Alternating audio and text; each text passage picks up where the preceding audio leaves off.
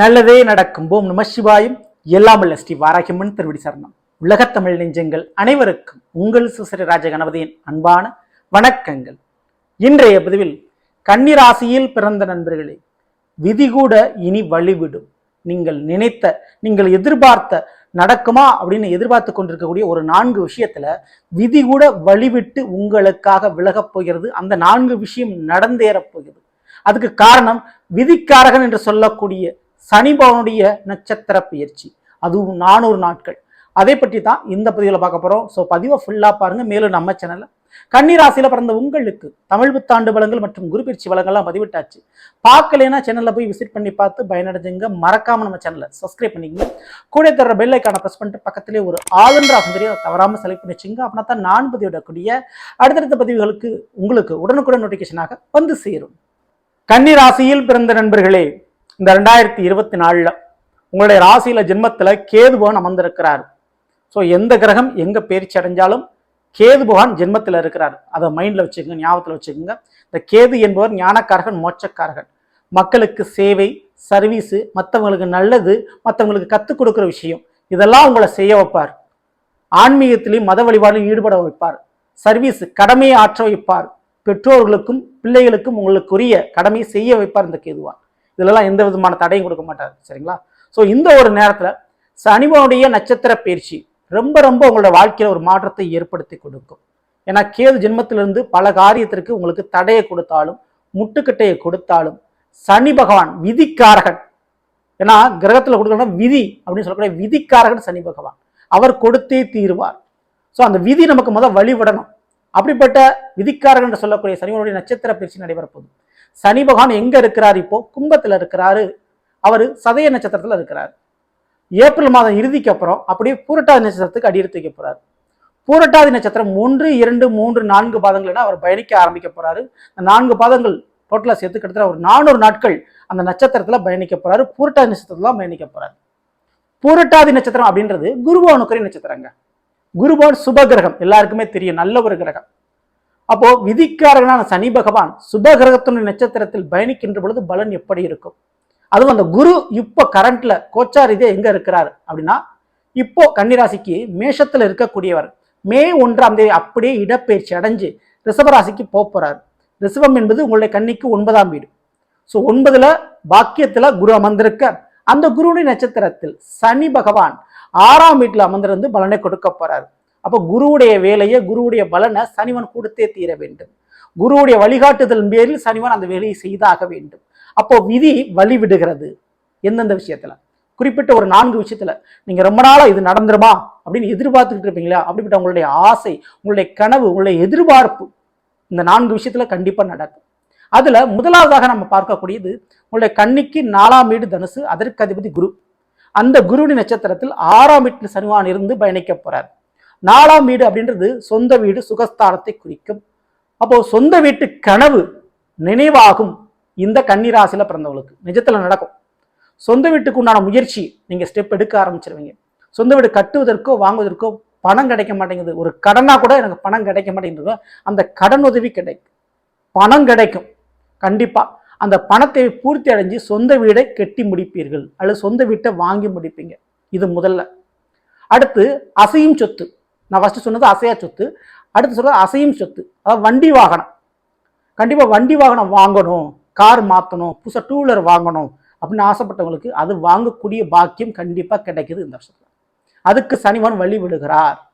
அதே போல தொழில் ரீதியான ஒரு வண்டி வாகனம், ஒரு பெரிய லாரி வாங்கணும், ஒரு காரு சம்பந்தமான விஷயங்களை வாங்கணும், டிராவல்ஸ் வச்சு நடத்துறது வாங்கணும் அப்படின்னு நினைக்கக்கூடிய தொழில் ரீதியான ஒரு வண்டி வாகனம், தொழில் ரீதியான ஒரு இடம், தொழிலுக்குண்டான ஒரு கடவை வாடகைக்கு எடுக்கிறது போன்ற விஷயங்கள்லாம் செய்வீர்கள்.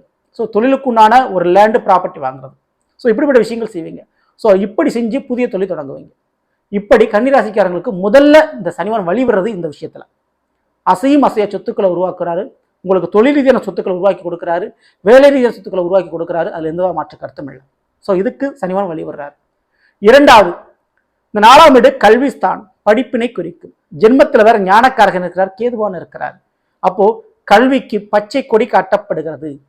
புதுசா கத்துக்க போறீங்க, கைத்தொழில் ஒன்றை கற்றுக்கொள், கவலை உனக்கில்லை ஒத்துக்கொள்னு சொல்லுவாங்க. அந்த மாதிரி கன்னிராசியில் பிறந்த நீங்க இப்போ எந்த வயசுல நீங்க இருந்தாலும் சரி, தொழிலுக்காகவோ வேலைக்காகவோ அல்லது உங்களுடைய ஆத்ம திருப்திக்காகவோ நீங்கள் ஆசைப்பட்ட ஒரு படிப்பு அல்லது தேவையான ஒரு கலை கற்றுக்கொள்ள போகிறீர்கள்.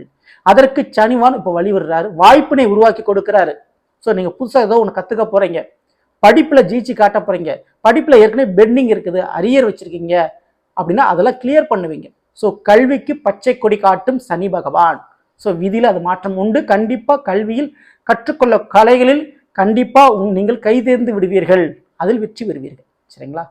ஸோ இதற்கடுத்து மூன்றாவது, இந்த குரு பகவான் உங்களுடைய கன்னிராசியை பொறுத்த வரைக்கும் 7ஆம் இடம் மீனத்திற்கும் அதிபதியாக இருக்கக்கூடியவர் 7ல் ராகுவனார் இருக்கிறார். ஸோ இந்த 7ஆம் வீட்டுக்குரிய வேலையும் 6லிருந்து இது சரிவன் செய்ய வேண்டும். அப்போ 7ஆம் இடங்கிறது களத்திரஸ்தானம், வாழ்க்கை துணையை குறிக்கும், திருமண வாழ்க்கையை குறிக்கும். அப்போ திருமண வாழ்க்கைக்காக நீங்க ஒரு புதுசா ஒரு ஸ்டெப் எடுப்பீங்க, வேலை பார்க்க ஆரம்பிப்பீர்கள். திருமணம் ஆகாத கன்னிராசியில் பிறந்தவங்க வரன் பார்க்க தேடுதல் தீவிரமாக இறங்க போகிறீர்கள்.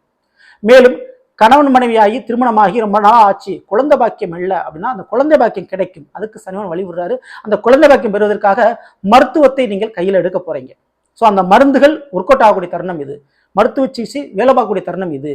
அதே போல பரிகாரம், அந்த பரிகாரம் வேண்டுதலும் இப்போ பழிக்கும் நேரம் இது. ஸோ இது நிவர்த்தி அடையும். இரண்டாவது, பணம் கொடுக்கல் வாங்கல், ஃபைனான்ஸு மற்றும் பார்ட்னர்ஷிப் தொழில். இந்த தொழிலெல்லாம் புதிய ஒரு வேலை வாய்ப்பை நீங்கள் ஏற்படுத்தி கொடுக்க போறீங்க. அதில் கடன் வாங்கி ஒரு தொழில் தொடங்குறதுக்கு சாதகமாக இருக்குது. பார்ட்னர்ஷிப் தொழிலில் புதிய கடன் வாங்கி ஒரு தொழிலை தொடங்குறதுக்கு கிரகம் சனிவான் உங்களுக்கு வழிவர்றாரு. ஸோ அந்த மாதிரியான ஒரு அமைப்பு உங்களுக்கு ஏற்படுத்தும். கூட்டு வேலைன்னு சொல்லக்கூடிய நட்புகளோடு உறவுகளோடு சேர்ந்து ஒரு வேலையோ ஒரு தொழிலோ தொடங்குவதற்கு சாதகமாக இருக்குது. அதை தொடங்குவீர்கள் நிச்சயமான முறையில். அதை சனிவான் அந்த வேலையை 6ஆம் இடத்துல ஆரம்பிக்கிறார். சரிங்களா? ஸோ அது கண்டிப்பாக உங்களுக்கு நடக்க போகுது. அதுதான் மாற்றுக்கட்டல். திருமண வாழ்க்கை மற்றும் பார்ட்னர்ஷிப்பு, உறவுகள், நட்புகள், இதன் மூலமாகவும் குழந்தை பாக்கிய விஷயத்திலும் சக்சஸ் கொடுக்கும். இதற்கடுத்து 4வது விஷயம் அது என்னங்க அப்படின்னா, குரு பகவான் 9ல் இருக்கிறார், பாக்கிய ஸ்தானத்தில் இருக்கிறார். ஸோ குருவுடைய வேலைகளையும் சனிவான் 6லிருந்து செய்ய வேண்டும். அப்போ வேலை பார்த்து கொண்டிருக்கக்கூடிய கன்னிராசியில் பிறந்தவங்க அந்த வேலையில கௌரவம், பெயர், புகழ் கிடைக்கும். அரசாங்க உத்தியோகம் கிடைப்பதற்கு இந்த வருஷம் ரொம்ப ரொம்ப சாதகமாக இருக்கு. கன்னிராசியில் பிறந்தவங்களுக்கு விட்டுறாதீங்க. ஏன்னா ஜென்மத்தில் கேது, 9ல் குரு பகவான் மற்றும் 6ல் சனி பகவான். ஸோ விதிக்காரன் சனி வழிவிடுறாரு, குருபனுடைய பார்வை கிடைக்குது, குருபலன் கிடைக்குது. ஜென்மத்தில் கேது வேற உட்காந்துருக்கிறாரு, ஞானத்தை கொடுக்கக்கூடியவர், படிப்பினை கொடுக்கக்கூடியவர். ஸோ கவர்மெண்ட் வேலைக்கு நிறைய சாத்தியக்கூறு விட்டுறாதீங்க. படிச்சு முடிச்சு பாஸ் ஆகி அந்த வேலையை வாங்கிருங்க. ஸோ அதுக்கு கிரகங்கள் சாதகமாக இருக்குது. ஸோ 6ல் இருக்கக்கூடிய சனிவான் அந்த வேலையை உங்களுக்கு உறுதியான முறையில் வாங்கி தருவார். அதற்கு தடையாக இருப்பவர்கள் விலகுவார்கள். ஸோ அதுக்கு சான்ஸ் இருக்கு. வேலையில் இருந்த போட்டி பொறாமை நீங்கும். வேலையில் ஒரு ப்ரொமோஷன், ஒரு பதவி உயர்வு கிடைக்கிறதுக்கு நிறைய சான்சஸ் இருக்குது. வேலை நிரந்தரமான முறையில் அமையும். ரொம்ப வருஷமா ஒரு வேலையில் பார்க்கறதுக்குண்டான வாய்ப்பினை உருவாகும். கரெக்டான கம்பெனியில் நினைச்ச மாதிரி, ஒரு ஆசைப்பட்ட மாதிரி ஒரு வேலை உங்களுக்கு அமைஞ்சிடும். நீங்கள் எதிர்பார்த்த கம்பெனி, நீங்கள் ஆசைப்பட்ட ஒரு கம்பெனியில், ஆசைப்பட்ட ஒரு துறையில், இந்த துறை தான் எனக்கு பெஸ்ட் அப்படின்னு நினைச்சிட்டு இருப்பீங்களே, அந்த துறையில் எனக்கு வேலை கிடைச்சா போதும்னு சந்தோஷப்பட்டு இருப்பீங்களா? அப்படிப்பட்ட துறையில் கால் பதித்து விடுவீர்கள். அதற்குண்டான வேலை கிடைத்துவிடும். அதுக்கு சனிவான் சாதகமாக இருப்பார். ஸோ இந்த 4 விஷயங்களும் சனிவானால் உங்களுக்கு வழிவிடப்படுகிறது. விதிக்காரங்க வழிவிட்டு இந்த 4 விஷயத்தையும் உங்களுக்கு ஒர்க் அவுட் பண்ணி கொடுக்க போறாரு. ஸோ இந்த சான்ஸை நீங்கள் விட்டுறாதீங்க, பயன்படுத்திங்க. மேலும் இந்த ஜென்மத்தில் கேது இருப்பதால் அவ்வப்போது நான் முதல்ல சொன்ன மாதிரி சமூக சேவை, சர்வீஸு, அன்னதானம், மற்றவர்களுக்கு ஹெல்ப் பண்ணுறது, கல்வி சம்பந்தமான விஷயத்தில், படிப்பு சம்பந்தமான மற்றவங்களுக்கு ஹெல்ப் பண்ணுறது போன்ற விஷயங்களை கண்டிப்பாக செய்யுங்க.